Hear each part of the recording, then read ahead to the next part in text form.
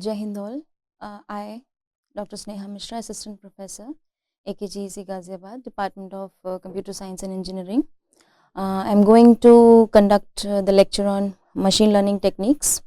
So, in our previous lecture, we have been gone through the types of machine learning, introduction to machine learning.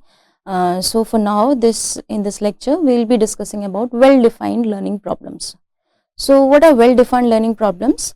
It refers to a situation when where the learning process, objectives and outcomes are clearly specified. So, in machine learning, for a problem to be well defined, the following components must be clearly established. The components are tasks, the performance measures and the experience. So, one by one we will go through what these TPEs are. So, if we talk about the task, what is the task? The task is what is the problem the model needs to solve. Like it specifies what the model is being asked to do, what's the goal of that learning algorithm that is trying to accomplish based on the input data we are providing. Tasks can vary depending on the nature of the problem also, and they fall into different categories like classification task, regression task, clustering task. What are these classification tasks? It is about to assign the label to input data.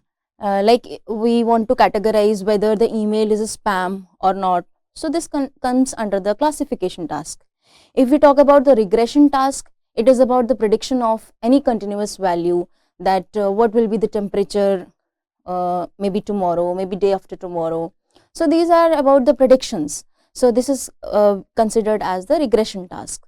Then comes clustering task. So in clustering, we are grouping the similar types or similar items together with or without prior labels. As example, we are grouping the customers into segments based on their behaviors. So this was task. Now comes performance measure. So what is the performance measure? It is that how we have to evaluate the success. For example, we can talk about the accuracy under this. We can talk about the errors, how we are calculating the errors. So performance measure defines how well the learning problem is performing the tasks. So it is the quantitative metrics that show how well the model has learned to achieve its task. Different tasks have different performance measures, obviously. So accuracy is how much correct proportion of predictions or classifications or clusters we have made.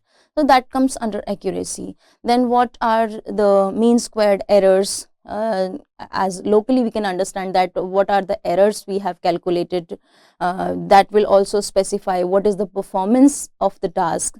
So if we talk about the mean square error, it is the average of squared differences between the predicted and the actual values. It is used for the regression problems. Then what is the precision, what is the recall, what is the F1 measure? These all comes under the performance measure. These are used to when the data set is imbalanced or we are doing classification tasks. So we calculate this precision, recall and F1 scores. Now comes what is experience. So experience refers to the what data is used to learn. Like it refers to the input data the model uses to learn and improve its performance. It can be labeled, it can be unlabeled, it can be data generated through interactions with an environment, as example in reinforcement learning, right? So it includes training of data and it includes testing of data. So in training data, the data set used is to teach the model, and in testing, a separate data set is used to evaluate how well the model is generalizing on the unseen data or to the new data.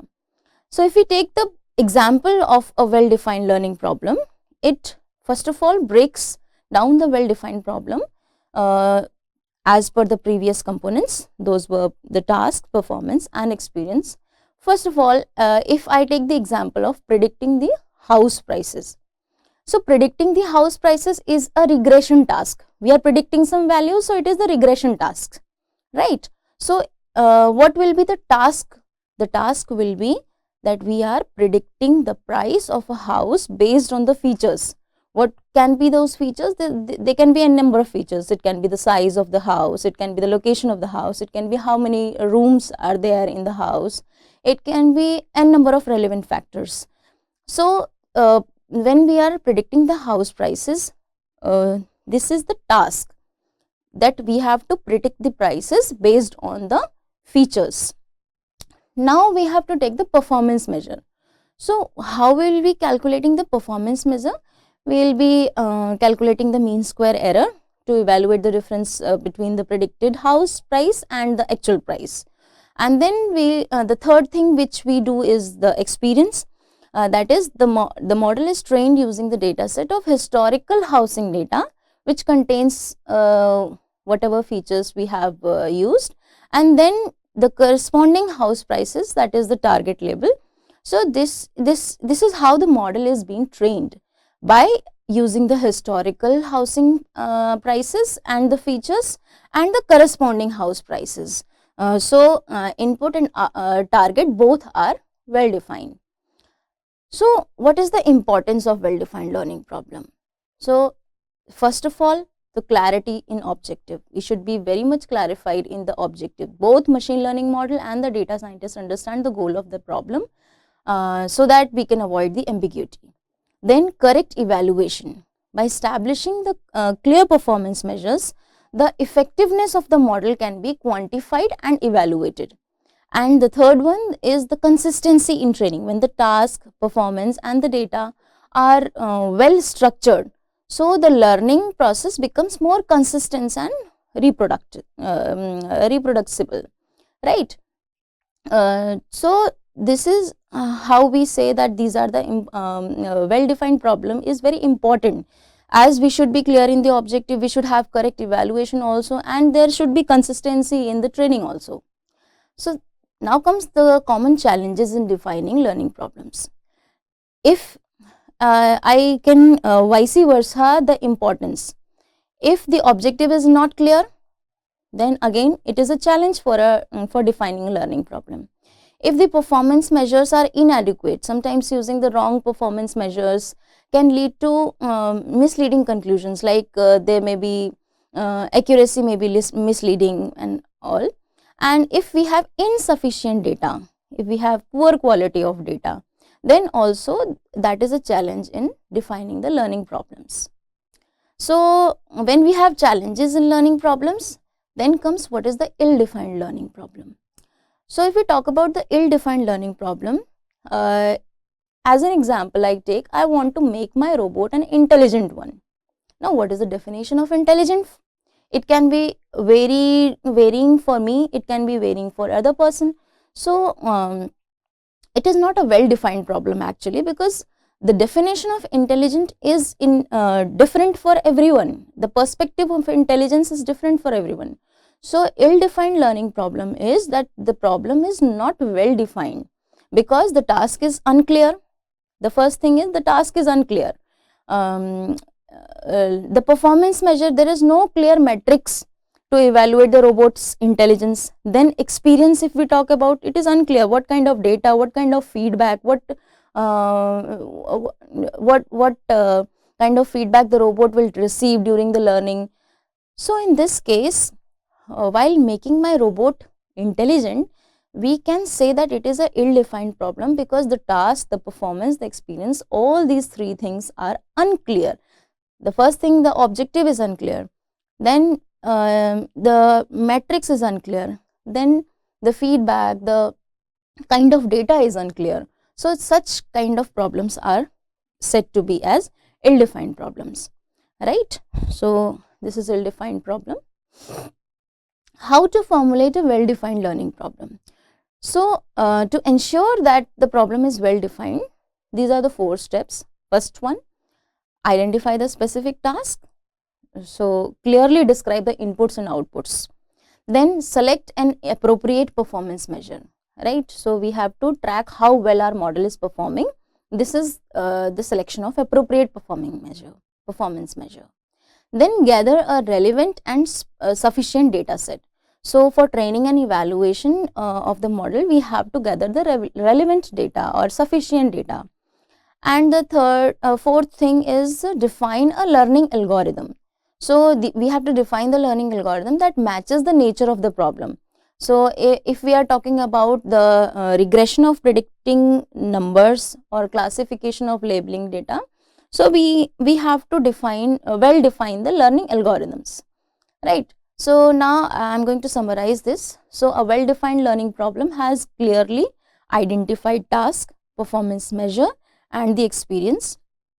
I have also told the examples of well defined problem like house price prediction, classifying the image classification, or grouping the customers according to their interest, that comes under clustering.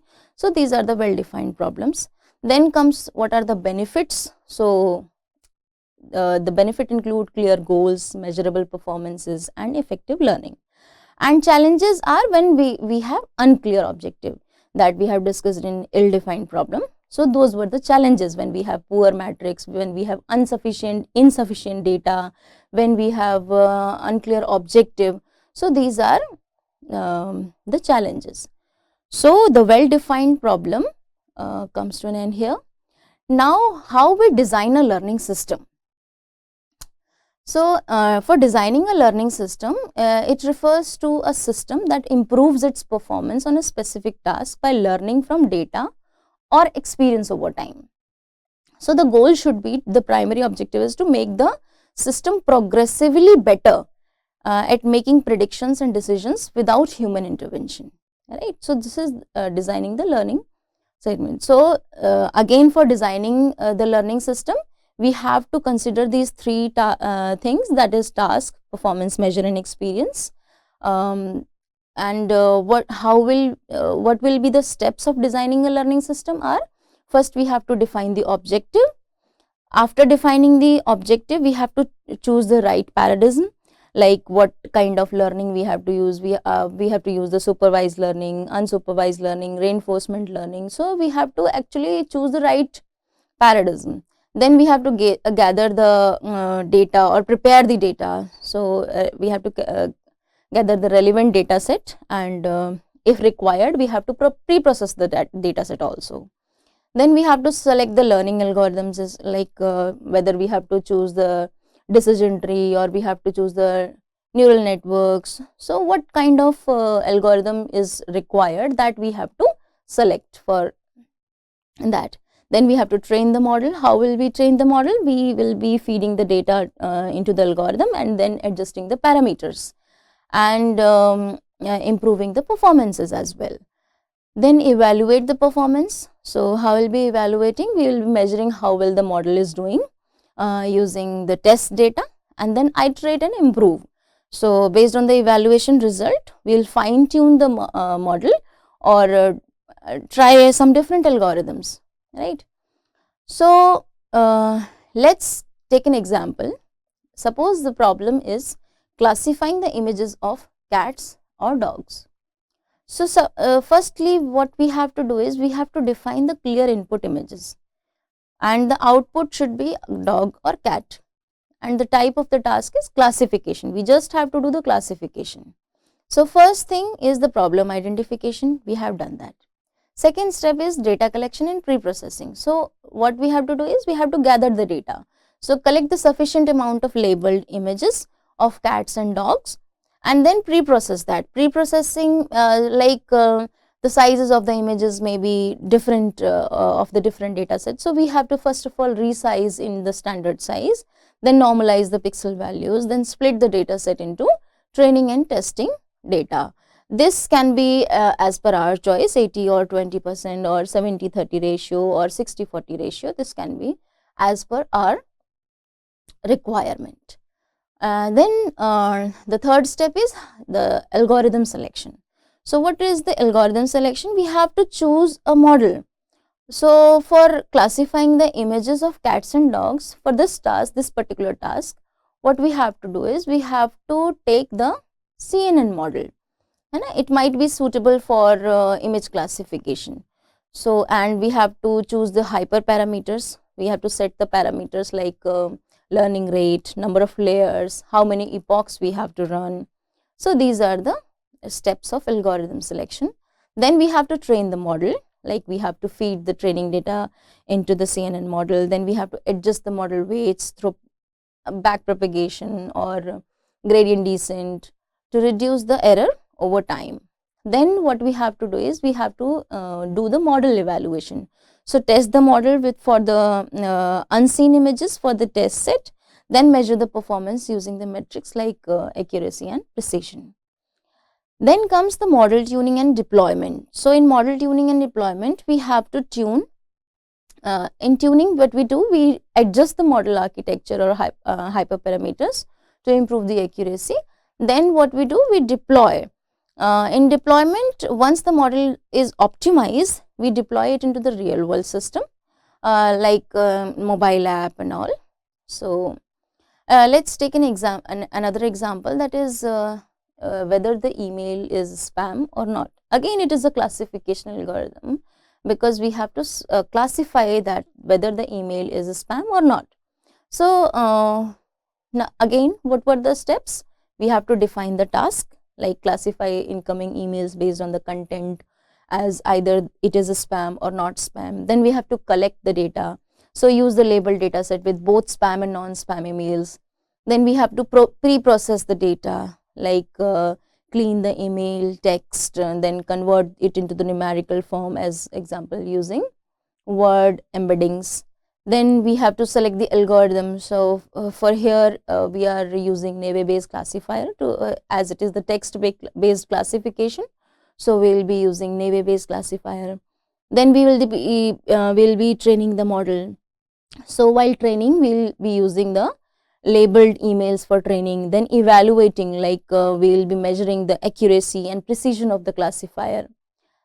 Then comes the last step, that is tune and improve.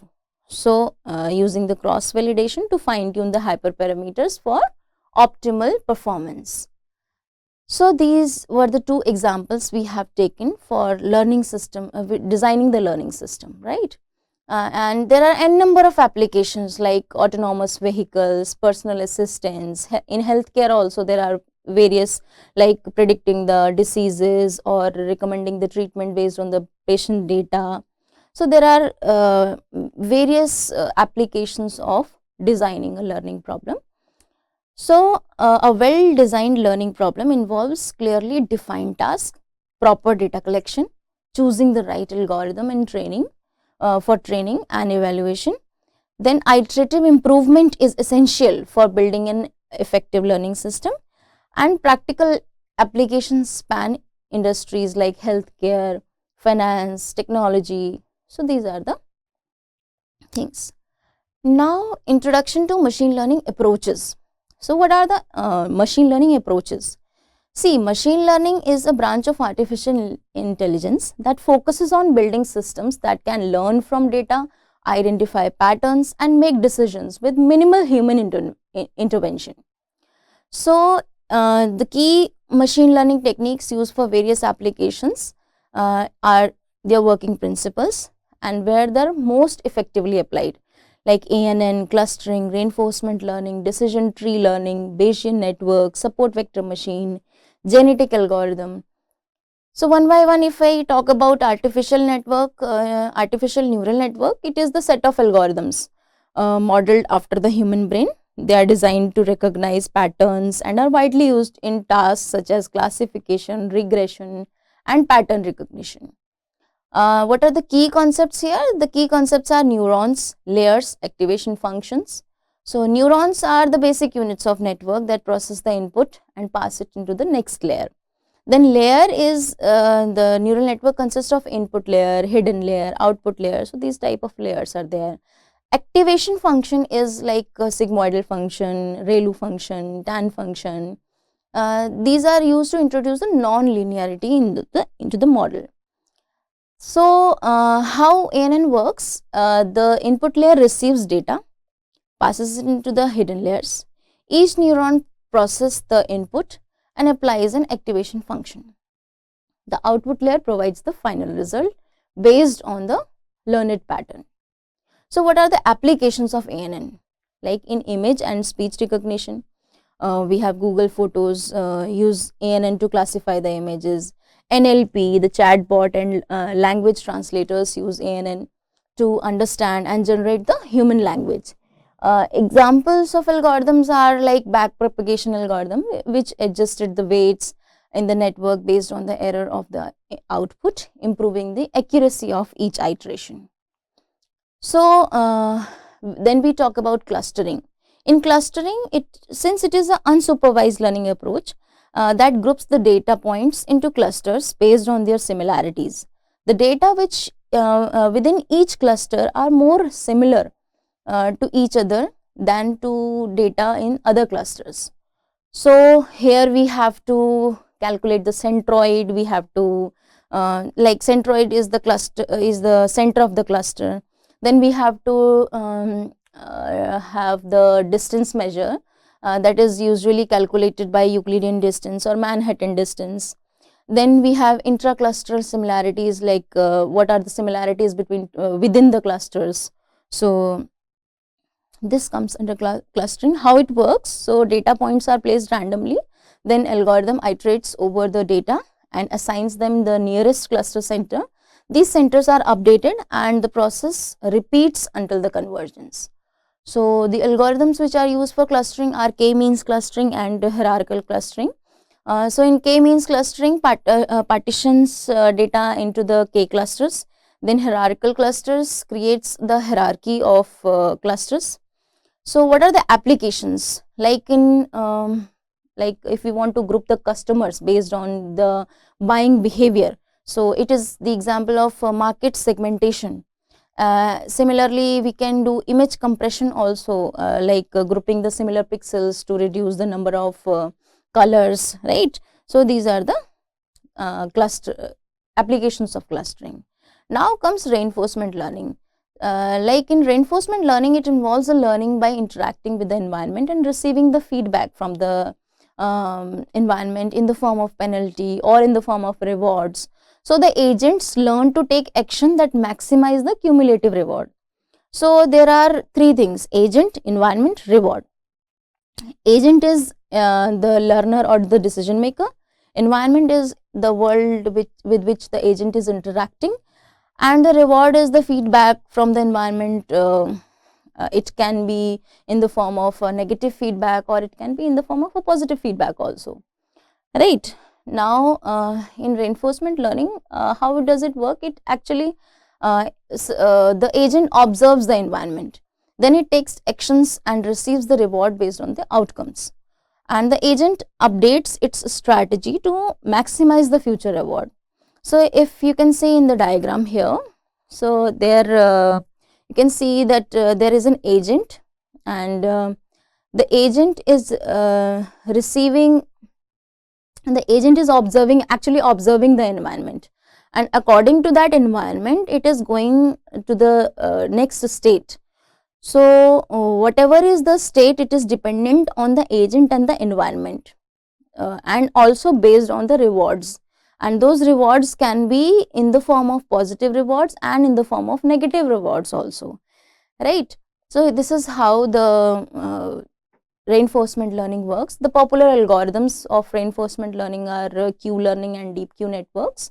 So, and applications, there are a number of applications. I have only named two here, like game AI, like Google's AlphaGo uses reinforcement learning to play Go at the superhuman level, and robotics also is the reinforcement learning. It helps the robot to learn the performance task by trial and error. So, now comes decision tree learning. So, in decision tree learning, it is actually the supervised learning approach used for both classification and regression. It splits the data set into subsets based on the feature values and resulting in a tree structure where each branch represents a decision. So, as of here, we can conclude that there must be nodes, there must be branches, there must be leaf nodes. So, nodes will be the point at which the data is split, then branches will be the outcome of those decisions made at the node, and leaf node will be the terminal nodes that. So, the games and games, robotics, there are a number of reinforcement learning. In the next lecture, we will be carrying on the next few approaches. So, thank you.